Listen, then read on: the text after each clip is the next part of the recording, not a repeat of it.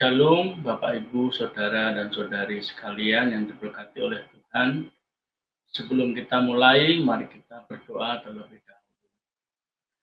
Bapa di surga, terima kasih untuk waktu yang Engkau berikan ini, untuk kami dapat mendengarkan firman-Mu. Kiranya seperti dalam firman-Mu, di Efesus pasal 1 ayat 17, roh hikmat dan roh wahyu yang dari Engkau memberikan kami pengertian lebih lagi daripada yang nanti disampaikan, untuk semakin mengenal akan Engkau ya Tuhan.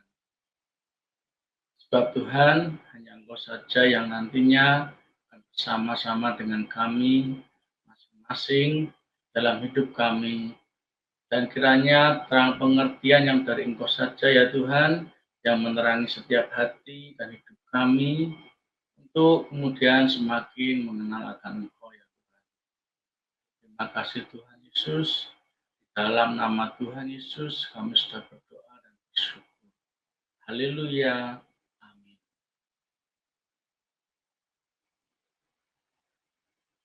Bapak, Ibu, Saudara, dan Saudari sekalian yang terkasih dalam Tuhan Yesus Kristus, suatu waktu ketika saya mulai usaha furniture di waktu dulu, sebelumnya mungkin tidak full-time usaha furniture, pernah juga berusaha kecil-kecilan, namun yang saya masuk sekarang adalah yang ketika saya full-time usaha.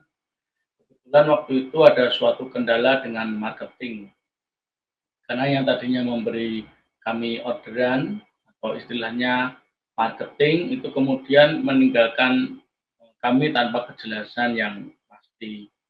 Maksudnya itu salahnya kami di mana, itu tidak disampaikan secara langsung, namun justru malah disampaikan kepada orang lain. Dan kemudian marketing tersebut seakan menghilang, saudara. Saya juga kebingungan waktu itu.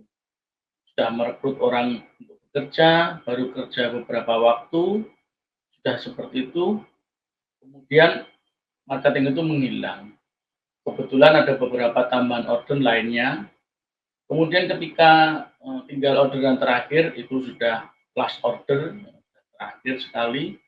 Setelahnya tidak tahu mau bagaimana. Dan saya belanja ke toko bahan material untuk furniture. Kebetulan bertemu dengan seorang yang sedang kehilangan tempat untuk mengerjakan orderan yang beliau punya. Karena tempat yang biasanya mengerjakan orderan itu mendapat orderan lainnya dari orang lain, saudara. Singkat cerita, kemudian kami bekerja sama, saudara. Kami bekerja sama untuk membuat suatu orderan. Itu ordernya kalau dihitung, kemudian kami membuat tundan untuk ornamen gitu. Jumlahnya sekitar sudah sampai ribuan. Jadi setelah kami bertemu order branded sampai ribuan kira-kira, sekitar 1 tahun lebih, benar-benar ribuan dalam waktu tertentu. Kemudian bahkan sampai kekurangan tenaga dan menambah tenaga lagi untuk kerja di situ. Penantian ketika itu, ketika ditinggalkan oleh marketing yang pertama, di satu sisi tagihan sebelumnya masih ada, karena pada order sebelumnya ada dana masuk, saudara, sebelum kami mendapat bundan itu, ada dana masuk, tapi karena ada perubahan orderan, perubahan desain, kemudian kami membeli barang terlalu banyak sehingga kelebihan barang, dan dari situ kami kemudian tidak dapat kan bahan itu dijual begitu saja, saudara, sehingga kami perlu mencari order lebih lagi. Dan puji Tuhan kemudian tepat pada waktunya Tuhan Tuhan kemudian memberikan orderan yang sangat berkelimpahan, saudara. Karena karyawan yang waktu itu sudah terlanjur kami rekrut, sudah terlanjur meninggalkan pekerjaannya, sehingga saya bingung juga mau bagaimana, sehingga mencari-cari orderan seperti itu. Sungguh Tuhan tepat pada waktunya. Kalau sebelumnya disampaikan mengenai penantian yang sifatnya pribadi di sesi sebelumnya, penantian yang ketika kita menanti pertolongan oleh Tuhan, dari Tuhan, seringkali yang terjadi tidak sesuai dengan harapan kita. Namun terjadi justru keadaan di mana itu tergantung dari kehendak dari apa yang kita nantikan, saudara. Juga ada mengenai bentuk lain dari penantian, dari arti kata menanti atau menantikan itu. Di dalam Alkitab. Ada dua hal berikutnya yang kebetulan saya dapatkan dalam mencari, yang ternyata juga ada makna yang sama di dalam menanti itu. Itu dalam bahasa Yunani menyebutkan prosdechomai, dan yang dalam bahasa Ibraninya menyebutkan hafah. Ketika saya mencari di kamus Alkitab, ada satu arti di dalam dua kata itu yang sama, yaitu mengharapkan, atau dalam bahasa Inggrisnya to expect. Walaupun ada makna lain laginya, tapi yang dua ini yang kemudian saya gunakan untuk sesi ini, saudara. Untuk kata prosdekome sendiri ada arti lain selain to expect atau mengharapkan, yaitu antara lain artinya menanti dengan percaya diri dan kesabaran. Jadi di dalam penantian kita itu diperlukan sikap percaya diri serta juga kesabaran. Mari kita lihat saja apakah benar demikian maknanya dalam perikop ayat tersebut. Mari kita buka dari Alkitab Lukas pasal 2 ayat 21 sampai ayat 35. Lukas 2, 21 sampai 35. Demikian firman Tuhan. Dan ketika genap 8 hari dan ia harus disunatkan, ia diberi nama Yesus yaitu nama yang disebut oleh malaikat sebelum ia dikandung ibunya. Dan ketika genap waktu pentahiran menurut hukum Taurat Musa, mereka membawa dia ke Yerusalem untuk menyerahkannya kepada Tuhan. Seperti ada tertulis dalam hukum Taurat, semua anak laki-laki sulung harus dikuduskan bagi Allah, dan untuk mempersembahkan kurban menurut apa yang difirmankan dalam hukum Tuhan, yaitu sepasang burung tekukur atau 2 ekor anak burung merpati. Adalah di Yerusalem seorang bernama Simeon. Ia seorang yang benar dan saleh yang menantikan penghiburan bagi Israel. Roh Kudus ada di atasnya, dan kepadanya telah dinyatakan oleh Roh Kudus bahwa ia tidak akan mati sebelum ia melihat Mesias, yaitu Dia yang diurapi Tuhan. Ia datang ke bait Allah oleh Roh Kudus. Ketika Yesus, anak itu, dibawa masuk oleh orang tuanya untuk melakukan kepadanya apa yang ditentukan hukum Taurat, ia menyambut anak itu dan menatangnya sambil memuji Allah. Katanya, "Sekarang Tuhan, biarkanlah hamba-Mu ini pergi dalam damai sejahtera sesuai dengan firman-Mu.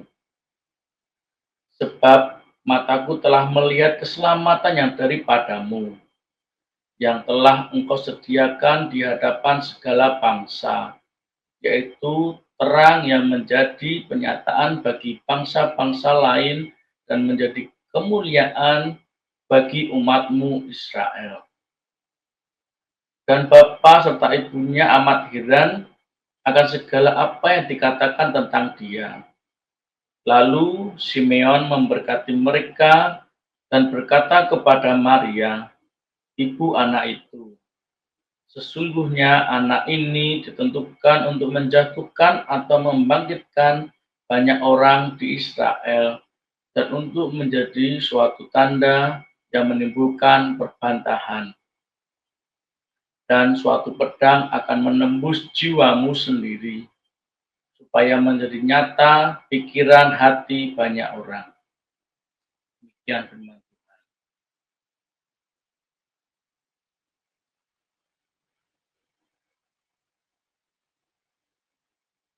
Di dalam pasal yang ke-25, yang di dalam ayat yang ke-25 dikatakan begini, adalah di Yerusalem seorang bernama Simeon, dia seorang yang benar dan saleh yang menantikan penghiburan bagi Israel. Roh Kudus ada di atasnya. Penantian yang dilakukan oleh Simeon adalah penantian untuk penghiburan bagi orang Israel. Dalam konteks itu, bahwa bangsa Israel ketika itu dalam pendudukan bangsa Romawi. Jadi kisahnya bahwa sekitar tahun 2000 sebelum Masehi, bangsa Israel dalam pimpinan Musa masuk ke dalam tanah Kanaan. Meskipun kemudian Musa sendiri tidak dapat masuk ke dalam tanah Kanaan tersebut, saudara, dalam proses sekitar 1500-an sebelum Masehi atau 500 tahun setelahnya, kemudian bangsa Israel menguasai hampir seluruh tanah Kanaan. Perhitungan waktunya itu sekitar perkiraan saja. Namun kemudian tahun 586 sebelum Masehi, kemudian bangsa Israel ditaklukkan oleh kerajaan Babilonia. Ketika kemudian kerajaan Babilonia dikalahkan oleh kerajaan Media Persia, saudara, maka pendudukannya wilayah kerajaan Babilonia tadi diduduki oleh kerajaan Media Persia. Demikian juga ketika kerajaan Media Persia itu dikalahkan oleh kerajaan Makedonia atau Yunani yang lebih terkenalnya, saudara. Tapi yang benar itu adalah kerajaan Makedonia. Pendudukan terhadap bangsa Israel beralih kepada pendudukan dari bangsa Makedonia tersebut. Hingga ketika Makedonia atau Yunani ditaklukkan oleh Kekaisaran Romawi, kemudian pendudukan juga beralih dari kerajaan Makedonia kepada Kekaisaran Romawi. Dan keadaan waktu itu adalah demikian. Dan bangsa Israel pada masa itu sedang menantikan pembebasan dari penaklukan yang mereka alami selama itu. Dan harapan bangsa Israel adalah mengenai Mesias. Mesias adalah pengharapan akan penghiburan bagi bangsa Israel. Dan Simeon itu ada di Yerusalem ketika itu, dan disebutkan bahwa Roh Kudus ada di atas Simeon. Ketika orang memiliki Roh Kudus, maka sebenarnya Roh Kudus juga melakukan komunikasi, saudara, dengan orang tersebut. Komunikasi dari Roh Kudus kepada Simeon. Jadi bukan sekedar Roh Kudus itu bukan sekedar energi kekuatan atau karunia saja, saudara, tapi Roh Kudus itu adalah pribadi dari Tuhan sendiri yang bisa berkomunikasi dengan masing-masing orang yang memiliki Roh Kudus. Sehingga dalam komunikasi itu, ketika Simeon diberitahu oleh Roh Kudus mengenai dirinya yang tidak akan meninggal sebelum Simeon itu melihat Mesias. Kemudian ketika Simeon melihat Yesus, kemudian menyatakan kepada Simeon bahwa Yesus itulah Mesias. Penantian Simeon itu yang menjadi penghiburan Israel telah dilihatnya. Maka Simeon meminta supaya dapat meninggal, saudara. Karena janji yang dikatakan Roh Kudus kepada Simeon benar-benar dinantikan oleh Simeon. Bahkan Simeon awalnya tidak tahu kapan waktunya janji itu akan digenapi, saudara. Namun Simeon tetap menanti walau tanpa kepastian semacam itu. Seringkali penantian itu dapat runtuh di tengah jalan ketika orang yang menanti itu tidak sungguh-sungguh, saudara. Namun Simeon itu luar biasa, karena dia menantikan sampai Roh Kudus menyampaikan kepadanya bahwa itu Mesias, dan matanya melihat sendiri dari hasil penantian Simeon itu secara pribadi. Janji Tuhan itu digenapi oleh Tuhan dengan Simeon melihat Mesias itu dengan mata kepalanya sendiri. Penantian pribadinya untuk dapat meninggal setelah melihat Mesias tergenapi juga, saudara. Dan Mesias itu sendiri merupakan penantian kolektif dari bangsa Israel ketika waktu itu. Bahkan sampai sekarang di antara bangsa itu, saudara, sampai sekarang mereka juga masih menantikan, orang-orang yang belum percaya itu masih menantikan Mesias. Ada orang-orang yang belum percaya bahwa Yesus Kristus adalah Mesias, sehingga mereka masih menanti-nantikan Mesias. Sedangkan Simeon oleh karena Roh Kudus telah melihat penantian itu sebagai bangsa Israel sekitar 2000 tahun yang lalu, saudara. Mari kita lihat ayat pembanding lainnya, saudara. Di dalam Lukas pasal 2 ayat 36 sampai ayat yang ke-38. Demikian firman Tuhan.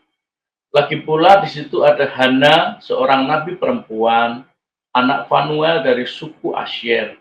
Ia sudah sangat lanjut umurnya. Sesudah kawin, ia hidup 70 tahun lamanya bersama suaminya. Dan sekarang ia janda dan berumur 84 tahun. Ia tidak pernah meninggalkan bait Allah dan siang malam beribadat dengan berpuasa dan berdoa. Dan pada ketika itu juga datanglah ia ke situ dan mengucap syukur kepada Allah dan berbicara tentang anak itu kepada semua orang yang menantikan kelepasan untuk Yerusalem. Pada ayat yang ke-38 dikatakan, dan pada ketika itu juga datanglah ia ke situ dan mengucap syukur kepada Allah dan berbicara tentang anak itu kepada semua orang yang menantikan kelepasan untuk Yerusalem. Hana itu seorang nabiah yang tentunya kalau disebutkan sebagai nabiah maka Tuhan berbicara langsung kepada nabiah tersebut. Dan setelah melihat bayi Yesus, maka kemudian Hana itu menyampaikan banyak hal tentang anak itu kepada orang-orang yang ada di sana ketika itu, yang orang-orang tersebut menantikan kelepasan bagi Yerusalem. Jadi yang menantikan kelepasan bagi Yerusalem ketika itu dari pendudukan Romawi itu bukan hanya Simeon ataupun Hana saja, saudara. Namun banyak orang yang ketika itu beribadah di Yerusalem, di bait suci Yerusalem pada waktu itu, menanti-nantikan pengharapan akan kelepasan dari Yerusalem. Sehingga itu adalah penantian kolektif, saudara, penantian yang bersama-sama. Dan mereka semua sungguh-sungguh percaya diri dan dalam kesabaran, saudara-saudara. Karena bahkan Hana itu telah menanti sepanjang hidupnya. Jadi sepanjang hidupnya menanti dan tetap sabar sampai hal itu benar-benar terjadi. Dan sungguh percaya diri di dalam pendudukan Romawi ketika itu yang seringkali melihat kenyataan yang tidak mungkin akan terjadinya perubahan yang cukup besar pada waktu itu. Namun karena mereka percaya dirinya dan kesabarannya kemudian membuahkan hasil dengan melihat Yesus itu sendiri. Itu bahkan bukan berarti seorang bayi langsung membebaskan bangsa Israel pada waktu itu, saudara. Mereka sadar penuh bahwa anak itu masih seorang bayi. Jadi mereka ketika itu mereka masih harus menunggu waktu lagi yang bahkan kemungkinan besarnya bahwa mereka sudah meninggal ketika bayi Yesus itu sudah menjadi dewasa, saudara. Dan itu saja hanya melihat pengharapan itu, hanya melihat seorang bayi itu, mereka sudah berbahagia dan mereka bersuka cita di dalam Roh Kudus. Tentunya kalau bukan Roh Kudus, tidak mungkin demikian, saudara. Kalau dipikir ya, mereka sudah menanti sekian puluh tahun, sekian tahun, atau mungkin bahkan sepanjang hidup mereka, kemudian mereka hanya melihat seorang bayi sebagai penggenapan akan janji Tuhan nantinya, dan setelah melihat bayi itu mereka masih harus menunggu waktu lagi sampai bayi itu menjadi dewasa, saudara, yang dimana mereka belum tentu dapat menikmati masa dimana ketika bayi Yesus itu menjadi dewasa. Itu mereka sudah berbahagia dan bahkan mereka menyampaikan hal itu kemana-mana, saudara. Kalau kita mungkin akan berkata, masih sekian puluh tahun lagi dong. Itu mungkin loh, kalau tidak menanti dalam pengharapan, ya akan berpikir seperti itu, bahwa waktunya kan masih jauh lagi. Karena logis ya, eh, setelah sudah sekian lama menanti, sekian tahun, bahkan mungkin dikatakan sepanjang hidup, yang dilihat pengharapan adalah seorang bayi.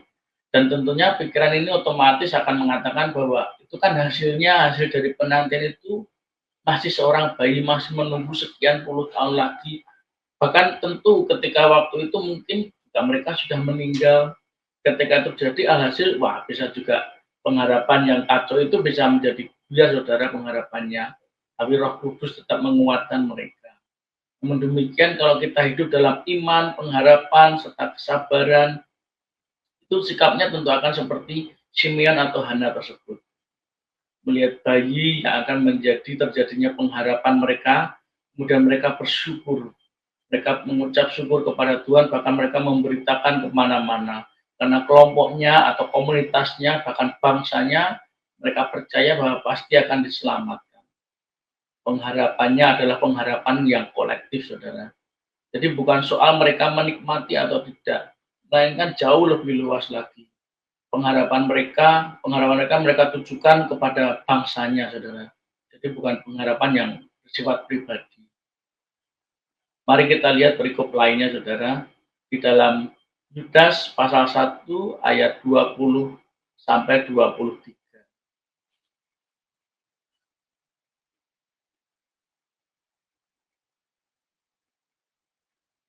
Demikian firman Tuhan. Akan tetapi, saudara-saudaraku yang kekasih, bangunlah dirimu sendiri di atas dasar imanmu yang paling suci, dan berdoalah dalam Roh Kudus. Peliharalah dirimu demikian dalam kasih Allah, sambil menantikan rahmat Tuhan kita Yesus Kristus untuk hidup yang kekal. Bukanlah belas kasihan kepada mereka yang ragu-ragu. Selamatkanlah mereka dengan jalan merampas mereka dari api, tetapi tunjukkanlah belas kasihan yang disertai ketakutan kepada orang-orang lain juga. Dan bencilah pakaian mereka yang dicemarkan oleh keinginan-keinginan dosa.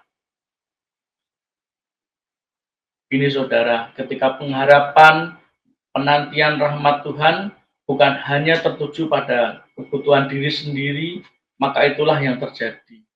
Dalam ayat 21 dikatakan, peliharalah dirimu demikian dalam kasih Allah, sambil menantikan rahmat Tuhan kita Yesus Kristus untuk hidup yang kekal. Penantian terhadap rahmat Tuhan itu tujuannya untuk hidup yang kekal, saudara. Tujuan dari penantian akan rahmat Tuhan adalah hidup yang kekal. Hidup yang kekal bukan berarti kita hidup seperti di dunia ini sekarang, saudara, sampai kita tua dan terus hidup terus. Kalau kita sampai tua hidup terus, ya kalau seperti itu saya juga tidak mau, saudara. Kalau sudah tua, sudah tidak bisa kita merasakan apa-apa, kadang sakit-sakitan, masih hidup selamanya. Wah, itu pun repot sekali loh, saudara. Repot banget kalau seperti itu. Namun yang dimaksud dengan hidup kekal dalam Tuhan itu, dari beberapa yang saya pernah dengar bahwa kita suatu saat akan diubah menjadi manusia yang seperti kita seumuran, antara 20 sampai 30 tahun, ketika kekuatan kita masih anak muda, masih muda, dan penampilan kita pun masih muda juga seperti itu, saudara. Itu hidup yang kekal yang, ada pengajaran yang seperti itu. Jadi kita masih bisa menikmati, saudara, bahkan menikmati selama-lamanya dalam dalam kekuatan, dalam usia yang segitu, dalam keadaan fisik yang sedemikian. Namun dalam batasan yang baru, bukan batasan yang duniawi lagi seperti sekarang. Nantinya batasannya dalam kekudusan di dalam Tuhan, saudara. Dan yang dilakukan dalam penantian itu disebutkan bahwa kita perlu juga membawa pengharapan itu kepada orang-orang lain. Jadi pengharapan itu bukan untuk disimpan untuk diri sendiri, saudara. Dan itu memang orang lain belum tentu memiliki pemikiran yang sama dengan kita. Orang kadang berpikiran seperti yang saya katakan tadi, kalau hidup kekal itu terus hidup menjadi tua, bahkan sampai berumur lanjut dan sakit-sakitan, tua tidak dapat menikmati apapun, ya tentu tidak ada yang mau, saudara. Namun walaupun kita katakan dalam konteks doktrin hidup kekal, pun belum tentu orang lain juga mau. Karena mungkin mereka belum mengerti dan belum memahami sepenuhnya akan pengertian tersebut. Dan itu wajar, saudara. Tidak semua orang dapat mengerti dan memahami akan pengharapan tersebut. Kecuali disebutkan pengharapan itu juga perlu kita berikan kepada mereka yang ragu-ragu, saudara. Yaitu orang-orang yang sudah tahu, sudah mengenal Tuhan, namun mereka kadang masih ragu-ragu, dan itu masih bisa kalau kita katakan mengenai pengharapan hidup kekal itu, saudara, kepada orang-orang yang tersebut. Kalau yang tidak tahu sama sekali, ya memang akan cukup sulit, saudara, orang yang belum tahu tentang konsep hidup kekal yang dari Tuhan. Namun kalau Tuhan berkehendak juga tentu juga bisa, saudara. Tidak ada yang sulit juga kalau Tuhan juga memiliki kehendak terhadap orang itu. Kemudian selain prosdechomai dari bahasa Yunani tadi, ada juga dari bahasa Ibrani yaitu khafwah atau QAVAH yang tadi disebutkan memiliki arti kata to expect atau mengharapkan. Selain itu ada juga arti lain yaitu dalam sebuah ikatan kebersamaan artinya. Sehingga sepertinya kata kafah itu mengindikasikan bahwa penantian yang dilakukan untuk sebuah kebersamaan saudara, atau penantian yang tujuannya untuk suatu kelompok atau bahkan untuk bangsa seperti contoh dari Simeon atau Hana tadi. Ternyata justru mirip di perikop-perikop dalam perjanjian baru yang tadi, ya saudara, mengenai sebuah ikatan kebersamaan dalam pengharapan penantian tersebut. Dan ini dari perjanjian lama perikop tersebut, arti kata kafah itu. Mari kita lihat perikop-perikopnya dari arti kafah tersebut. Apakah artinya demikian maknanya juga dari bahasa Ibrani asli tersebut. Di dalam Mazmur pasal 37 ayat pertama sampai ke 11. Mazmur 37 ayat pertama sampai 11. Dari Daud, jangan marah kepada orang yang berbuat jahat, jangan iri hati kepada orang yang berbuat curang, sebab mereka segera lisut seperti rumput dan layu seperti tumbuh-tumbuhan hijau. Percayalah kepada Tuhan dan lakukanlah yang baik. Diamlah di negeri dan berlakulah setia. Dan bergembiralah kepada Tuhan, maka Ia akan memberikan kepadamu apa yang diinginkan hatimu. Serahkanlah hidupmu kepada Tuhan dan percayalah kepadanya, dan Ia akan bertindak. Ia akan memunculkan kebenaranmu seperti terang dan hakmu seperti siang. Berdiam dirilah di hadapan Tuhan dan nantikanlah Dia. Jangan marah karena orang yang berhasil dalam hidupnya, karena orang yang melakukan tipu daya. Berhentilah marah dan tinggalkanlah panas hati itu. Jangan marah, itu hanya membawa kepada kejahatan. Sebab orang-orang yang berbuat jahat akan dilenyapkan. Tetapi orang-orang yang menanti-nantikan Tuhan akan mewarisi negeri. Karena sedikit waktu lagi, maka lenyaplah orang fasik. Jika engkau memperhatikan tempatnya, maka ia sudah tidak ada lagi. Tetapi orang-orang yang rendah hati akan mewarisi negeri dan bergembira karena kesejahteraan yang berlimpah-limpah.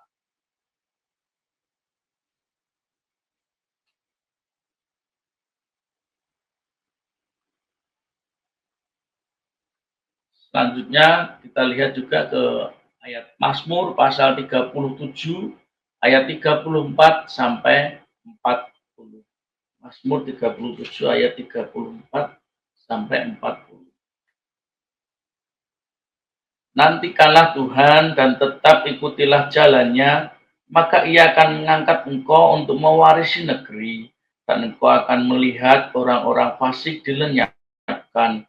Aku melihat seorang fasik yang gagah sombong, yang tumbuh mekar seperti pohon aras Libanon. Ketika aku lewat, lenyaplah ia.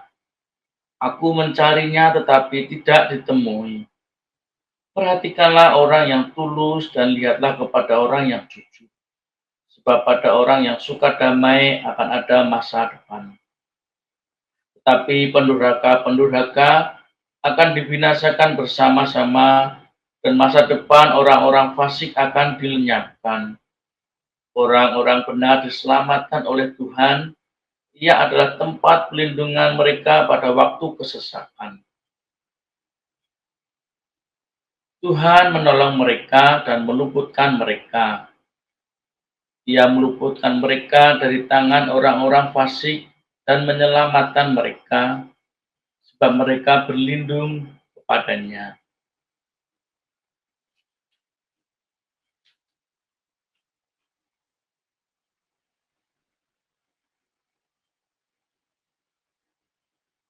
Dalam ayat yang ke-9 tadi, saudara, sebab orang-orang yang berbuat jahat akan dilenyapkan, tapi orang-orang yang menanti-nantikan Tuhan akan mewarisi negeri.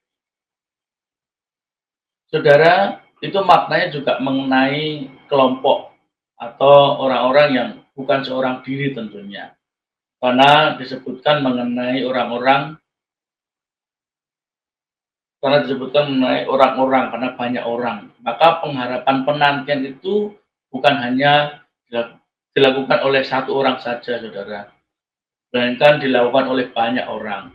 Karena kalau disebutkan akan mewarisi negeri, maka tentu bukan seorang diri, saudara. Kan tidak ada seorang diri mewarisi negeri sendiri, kan tidak mungkin ada. Karena pastinya ada kelompok orang atau dari kumpulan orang, saudara. Kalau warisan dari pribadi ke pribadi, yaitu memang dari satu orang kepada satu orang lainnya masih bisa, saudara. Kalau disebut mewarisi negeri, maka itu tentunya itu kolektif atau itu suatu kelompok, saudara. Bahkan di dalam penantian itu ketika kita tetap mengikuti jalan Tuhan, kita tentu akan dilindungi oleh Tuhan, saudara. Bahkan disebutkan kita akan diluputkan dari kesesatan. Mari kita lihat perikop lainnya, saudara, sebagai referensi lain, apakah benar maknanya yang semacam itu, saudara.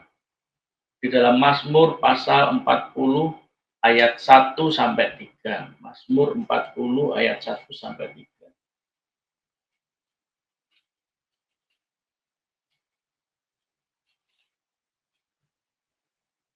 Untuk pemimpin biduan, Mazmur Daud. Aku sangat menanti-nantikan Tuhan, lalu ia menjenguk kepadaku dan mendengar teriakku minta tolong. Ia mengangkat aku dari lubang kebinasaan, dari lumpur rawa. Ia menempatkan kakiku di atas bukit batu, menetapkan langkahku. Ia memberikan nyanyian baru dalam mulutku untuk memuji Allah kita. Banyak orang akan melihatnya dan menjadi takut lalu percaya kepada Tuhan. Pada ayat pertama atau kedua tadi, saudara, dikatakan aku sangat menanti-nantikan Tuhan. Di sini di ayat kedua, aku sangat menanti-nantikan Tuhan, lalu ia menjenguk kepadaku dan mendengar teriakku minta tolong. Kemudian disambung lagi ayat berikutnya, bahwa banyak orang melihatnya dan kemudian menjadi percaya kepada Tuhan. Ada orang-orang yang ketika melihat pertolongan dari Tuhan, diberikan kemudian menjadi percaya kepada Tuhan. Walaupun kemudian ada juga orang-orang yang kemudian mencibir atau bahkan bergunjing tentang pertolongan Tuhan terhadap orang lain, saudara. Kalau kita tidak pernah dilihat kerja misalnya, saudara, suatu saat ada orang yang tidak pernah dilihat bekerja, tidak pernah kelihatan bekerja. Dalam rumah dia bekerja secara online misalnya. Kemudian ada orang-orang yang memberikan cibiran, saudara, dikira berbuat sesuatu yang kadang-kadang tidak baik. Juga kadang kalau ada orang yang sering keluar bekerja, itu juga kadang juga mendapat cibiran. Ada yang ya juga pikiran orang macam-macam, saudara. Orang-orang semacam itu ya ada juga, saudara. Namun dalam berikut itu ada orang-orang yang melihat pertolongan Tuhan kemudian menjadi percaya kepada Tuhan. Dan itu ada juga orang-orang yang menjadi percaya kepada Tuhan ketika melihat orang lain ditolong oleh Tuhan. Jadi walaupun tidak semua orang akan memiliki sikap satu macam, namun yang mikirnya yang dapat menjadi berkat saja, saudara, mikir-mikir yang positif saja. Kalau ada orang-orang yang kemudian melihat lantas menjadi percaya kepada Tuhan, itu tentunya orangnya akan juga bersukaria bersama kita, saudara. Bukan orang-orang yang mencibir tadi, saudara. Ya, yang dibahas yang itu saja, yang mencibir atau yang menggunjing, ya kita tidak perlu bahas seperti itu, saudara. Kita hanya membahas orang-orang yang menjadi percaya ketika melihat Tuhan menolong orang lain. Mari kita lihat perikop lainnya, saudara. Mazmur pasal 69 ayat 1 sampai 36. 69 ayat 1 sampai 36. Untuk pemimpin biduan menurut lagu Bunga Bakung dari Daud. Selamatkanlah aku ya Allah, sebab air telah naik sampai ke leherku. Aku tenggelam ke dalam rawa yang dalam, tidak ada tempat bertumpu. Aku telah terperosok ke air yang dalam. Gelombang pasang menghanyutkan aku. Lesu aku karena berseru-seru. Kerongkonganku kering, mataku nyeri karena mengharapkan Allahku. Orang-orang yang membenci aku tanpa alasan lebih banyak daripada rambut di kepalaku. Terlalu besar jumlah orang-orang yang hendak membinasakan aku, yang memusuhi aku tanpa sebab. Aku dipaksa untuk mengembalikan apa yang tidak kurampas.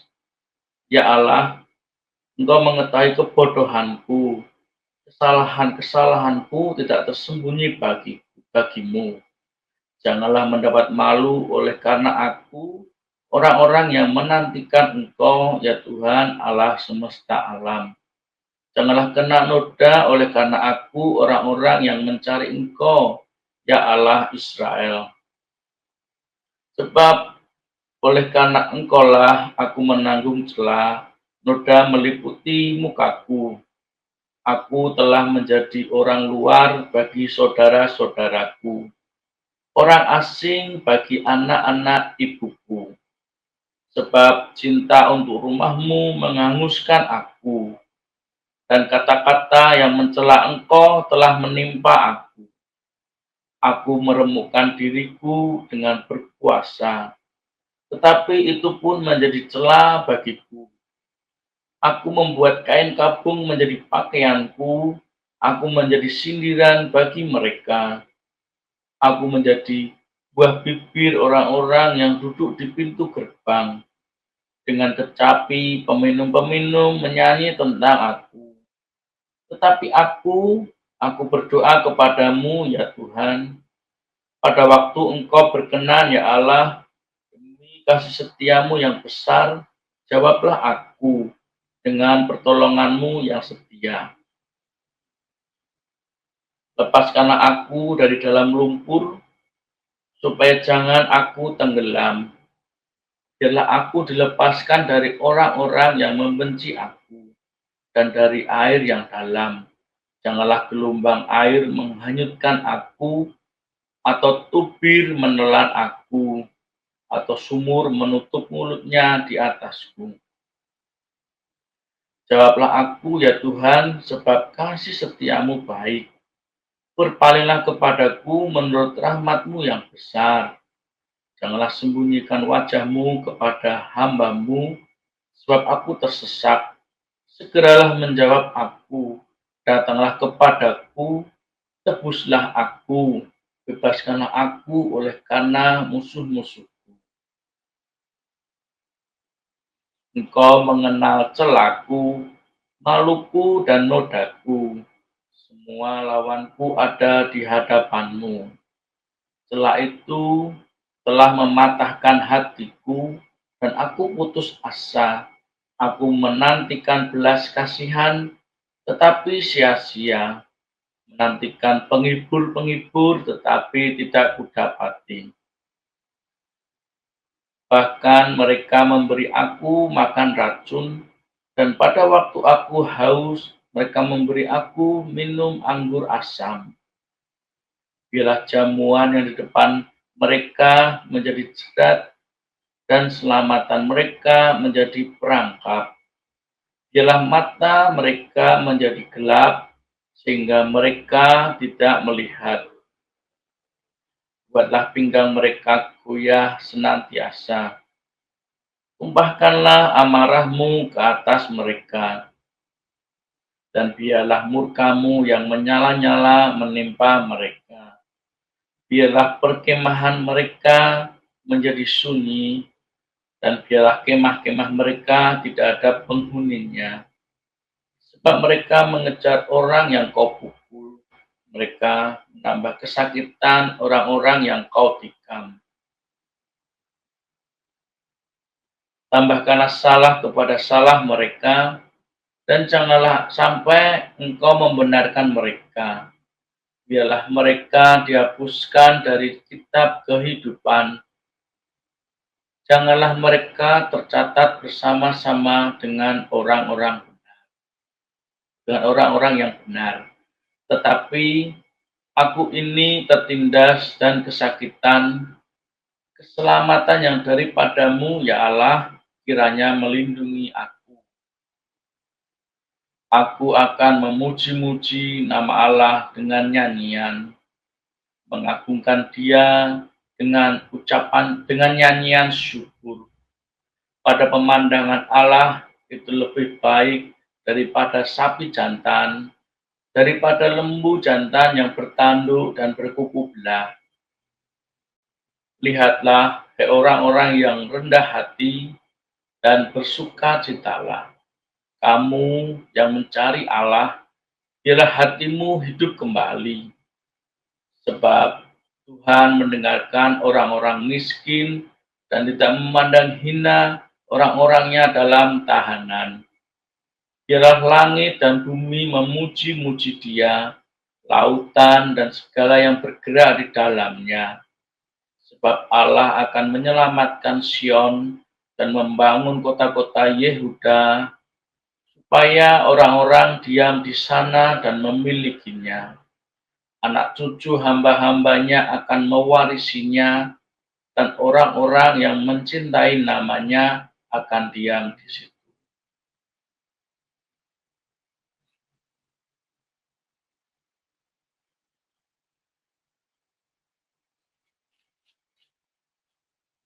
Pada ayatnya yang ke-6 disebutkan, ayatnya yang ke-7. Janganlah mendapat malu oleh karena aku orang-orang yang menantikan Engkau, ya Tuhan Allah semesta alam. Janganlah kena noda oleh karena aku orang-orang yang mencari Engkau, ya Allah Israel. Hal tersebut juga mengenai supaya penantian yang bersifat kolektif itu, saudara, tidak ternodai, saudara. Jadi supaya penantian kolektif itu tetap terjaga, saudara. Benar. Mari kita lihat perikop selanjutnya, saudara. Saat ini ada banyak melihat ayat-ayat firman Tuhan di dalam Alkitab, saudara. Mazmur pasal 130 ayat 1 sampai ke 8. 130 ayat 1 sampai 8. Nyanyian ziarah. Dari jurang yang dalam aku berseru kepadamu, ya Tuhan. Tuhan, dengarkanlah suaraku. Biarlah telingamu menaruh perhatian kepada suara permohonanku. Jika Engkau, ya Tuhan, mengingat-ingat kesalahan, Tuhan, siapakah yang dapat tahan? Tapi padamu ada pengampunan, supaya Engkau ditakuti orang. Aku menanti-nantikan Tuhan. Jiwaku menanti-nanti dan aku mengharapkan firman-Nya. Jiwaku mengharapkan Tuhan lebih daripada pengawal mengharapkan pagi. Lebih daripada pengawal mengharapkan pagi. Berharaplah kepada Tuhan, hai Israel, sebab pada Tuhan ada kasih setia. Sebab Ia banyak kali mengadakan pembebasan. Dialah yang akan membebaskan Israel dari segala kesalahannya. Dalam perikop tersebut, saudara, pada ayatnya yang kelima,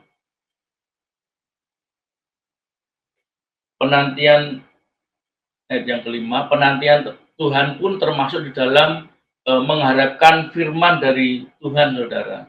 Mengharapkan firman dari Tuhan termasuk penantian juga. Itulah kenapa saya saat ini membaca banyak sekali perikop ayat Alkitab, saudara. Karena di dalam firman Tuhan itu sendiri, pengharapan akan penantian pun dapat terpenuhi di dalam jiwa kita, saudara.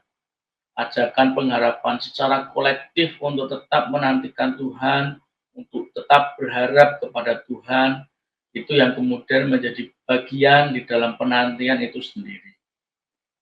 Kemudian kita baca perikop selanjutnya di Yesaya pasal 26 ayat 1 sampai 8. Yesaya 26 ayat 1 sampai 8.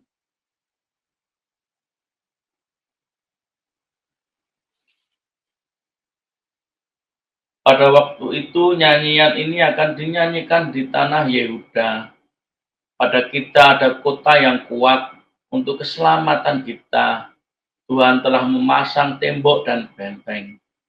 Bukalah pintu-pintu gerbang supaya masuk bangsa yang benar dan yang tetap setia. Yang hatinya teguh, kau jagai dengan damai sejahtera. Sebab kepadamulah ia percaya. Percayalah kepada Tuhan selama-lamanya, sebab Tuhan Allah adalah gunung batu yang kekal. Sebab ia sudah menundukkan penduduk tempat tinggi, kota yang berbenteng telah direndahkannya sampai ke tanah dan dicampakkannya sampai ke debu. Kaki orang-orang sengsara, telapak kaki orang-orang lemah akan menginjak-injaknya. Jejak orang benar adalah lurus, sebab Engkau yang merintis jalan lurus baginya. Ya Tuhan, kami juga menanti-nantikan saatnya Engkau menjalankan penghakiman.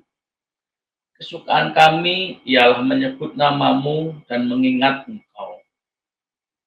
Pada ayatnya yang ke-8 menyebutkan, ya Tuhan, kami juga menanti-nantikan saatnya Engkau menjalankan penghakiman.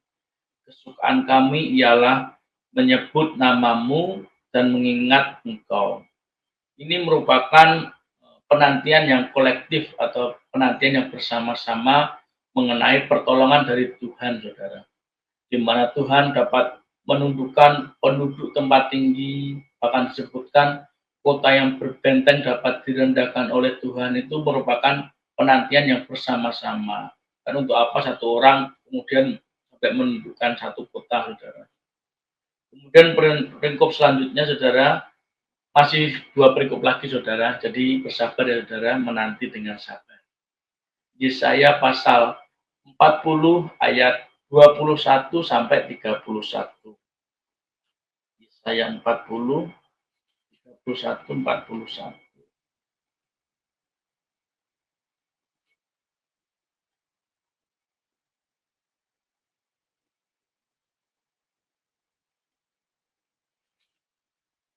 Tidakkah kamu tahu, tidakkah kamu dengar, tidakkah diberitahukan kepadamu dari mulanya, tidakkah kamu mengerti dari sejak dasar bumi diletakkan? Dia yang bertahta di atas bulatan bumi, yang penduduknya seperti belalang. Dia yang membentangkan langit seperti kain dan memasangnya seperti kemah kediaman. Dia yang membuat membesar menjadi tidak ada, dan yang menjadikan hakim-hakim dunia sia-sia saja. Baru saja mereka ditanam, baru saja mereka ditaburkan, baru saja cangkok mereka berakar di dalam tanah, sudah juga ia meniup kepada mereka, sehingga mereka kering dan diterbangkan oleh badai seperti jerami. Dengan siapa hendak kamu samakan aku seakan-akan aku seperti dia, firman yang maha kudus. Arahkanlah matamu ke langit dan lihatlah siapa yang menciptakan semua bintang itu dan menyuruh segenap tentara mereka keluar sambil memanggil nama mereka sekaliannya. Satu pun tiada yang tak hadir, oleh sebab ia maha kuasa dan maha kuat. Mengapakah engkau berkata demikian, hai Yakub, dan berkata begini, hai Israel? Hidupku tersembunyi dari Tuhan, dan hakku tidak diperhatikan Allahku.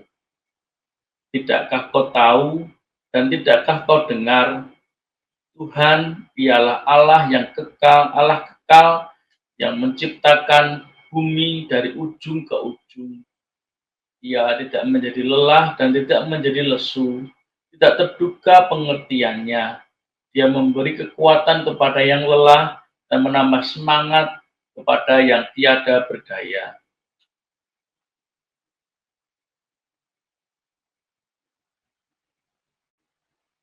orang-orang orang-orang muda menjadi lesu dan orang-orang muda menjadi lelah dan lesu dan teruna-teruna jatuh tersandung. Tetapi orang-orang yang menanti-nantikan Tuhan mendapat kekuatan baru. Mereka seumpama Raja Wali yang naik terbang dengan kekuatan sayapnya. Mereka berlari dan tidak menjadi lesu. Mereka berjalan dan tidak menjadi lelah. Pada ayatnya yang ke-30 sampai 31, saudara, dikatakan bahwa orang-orang muda menjadi lelah dan lesu, dan teruna-teruna jatuh tersandung. Tetapi orang-orang yang menanti-nantikan Tuhan mendapatkan kekuatan baru. Mereka seumpama Raja Wali yang naik terbang dengan kekuatan sayapnya. Mereka berlari dan tidak menjadi lesu, mereka berjalan dan tidak menjadi lelah. Saudara, jadi menurut firman tersebut akan ada banyak orang yang menanti-nantikan Tuhan, yang kemudian dalam penantian itu mendapatkan kekuatan baru, saudara, dari Tuhan. Luar biasa firman mengenai penantian Tuhan ini, saudara, bahwa kita kalau menanti-nantikan Tuhan akan mendapatkan kekuatan yang dari Tuhan. Dan ini seringkali menjadi firman yang seringkali digunakan, saudara, sebagai ayat kunci, saudara. Kemudian perikop selanjutnya, saudara, ini perikop terakhir. Setelah itu kita masuk kepada kesimpulan, saudara. Jadi mungkin ada yang sudah agak menarik nafas, saudara, hampir selesai gitu ya. Kadang ada yang menanti kapan selesainya, sabar saudara, sebentar lagi selesai. Penantian itu juga akan mendapat hasilnya sebentar lagi. Tolong fokus sedikit saudara ya. Yesaya pasalnya yang ke-49, ayatnya yang ke-22 sampai 26. Yesaya 49 ayatnya yang ke-22 sampai 26. Beginilah firman Tuhan Allah. Lihat, aku akan mengangkat tanganku sebagai tanda untuk bangsa-bangsa dan memasang panji-panjiku untuk suku-suku bangsa. Maka mereka akan menggendong anak-anakmu laki-laki dan anak-anakmu perempuan akan didukung di atas bahunya. Maka raja-raja akan menjadi pengasuhmu dan permaisuri mereka menjadi inangmu. Mereka akan sujud kepadamu dengan mukanya sampai ke tanah dan akan menjilat debu kakimu. Maka engkau akan mengetahui bahwa akulah Tuhan dan bahwa orang-orang yang menanti-nantikan aku tidak akan mendapat malu. Dapatkah direbut kembali jarahan dari pahlawan atau dapatkah lolos tawanan orang gagah? Sungguh, beginilah firman Tuhan. Tawanan pahlawan pun dapat direbut kembali dan jarahan orang gagah dapat lolos. Sebab aku sendiri akan melawan orang yang melawan engkau, dan aku sendiri akan menyelamatkan anak-anakmu. Aku akan memaksa orang-orang yang menindas engkau memakan dagingnya sendiri, dan mereka akan mabuk minum darahnya sendiri, seperti orang mabuk minum anggur baru, supaya seluruh umat manusia mengetahui bahwa aku, Tuhan, adalah juru selamatmu dan penebusmu yang maha kuat, Allah Yakub. Pada ayat yang ke-23 dikatakan firman Tuhan, maka raja-raja akan menjadi pengasuhmu dan permaisuri menjadi inangmu.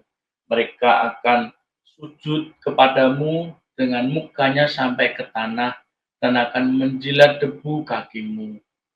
maka engkau akan mengetahui bahwa akulah Tuhan dan bahwa orang-orang yang menanti-nantikan aku tidak akan mendapat malu. Tidak akan mendapat malu, saudara. Demikian kata firman Tuhan, saudara. Orang-orang yang menantikan Tuhan tidak akan mendapat malu. Karena apapun penantiannya, pasti ada hasil yang diberikan dari Tuhan, saudara. Ada hasil dari penantian kita pada Tuhan, saudara.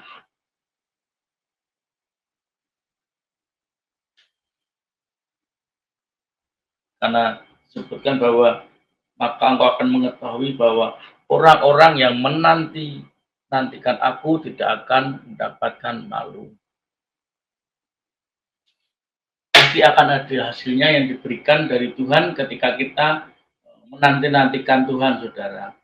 Pasti akan ada sesuatu yang terjadi di dalam penantian kita itu. Dan itu pastinya yang terbaik yang diberikan dari Tuhan. Sekarang masuk kepada kesimpulannya, saudara. Yang sudah menanti-nanti kapan selesainya, ini sudah hampir selesai, sudah masuk kepada kesimpulan. Jadi sudah hampir selesai. Penantian itu pun tidak akan mendapat malu, saudara, karena pasti akan ada selesainya juga. Dari tadi ngomong-ngomong penantian dan banyak ayat, banyak perikop yang disampaikan, mungkin jenuh dengan banyak perikop dan banyak ayat disampaikan, mungkin bingung juga intinya maksudnya apa. Dan ini masuk kepada kesimpulan, saudara. Kesimpulannya bahwa sekalipun penantian kita lakukan sendiri, ketika kita juga berpikir mengenai kelompok atau orang-orang yang secara kolektif memiliki penantian yang sama dengan kita atau bergantung dari penantian itu, meskipun orang tersebut sebenarnya tidak menantikan hal tersebut, pasti orang-orang yang menantikan itu akan memperoleh sesuatu dari Tuhan, saudara. Kita menantikan untuk secara kolektif, walaupun yang menantikan kita yang akan mendapatkan sesuatu yang dari Tuhan, di mana Tuhan pasti memberikan kekuatan yang baru bagi kita, saudara. Bahkan penantian terhadap pertolongan Tuhan tidak akan memberikan, maka kita tidak akan mendapat malu kita tidak akan mendapat malu sebab Tuhan pasti memberikan sesuai dengan pengharapan kita. Meskipun kemudian ujungnya juga terserah kepada Tuhan yang memberi jawab apa atas penantian kita terhadap Tuhan, saudara. Ya, karena waktunya sudah sekian, mari kita berdoa untuk menutup sesi ini, saudara. Bapa di surga, hamba-Mu telah sampaikan firman-Mu mengenai menantikan Engkau, Tuhan. Bahwa menantikan Engkau adalah perintah-Mu, dan itu adalah firman-Mu untuk dituruti.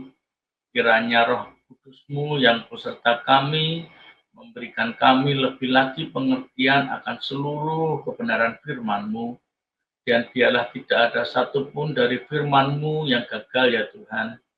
Biarlah firman-Mu bertumbuh dalam setiap hati kami yang mau percaya kepadamu dan mau sungguh menanti-nantikan Engkau. Terima kasih Tuhan, dalam nama Tuhan Yesus Kristus kami berdoa dan bersyukur. Haleluya. Amin.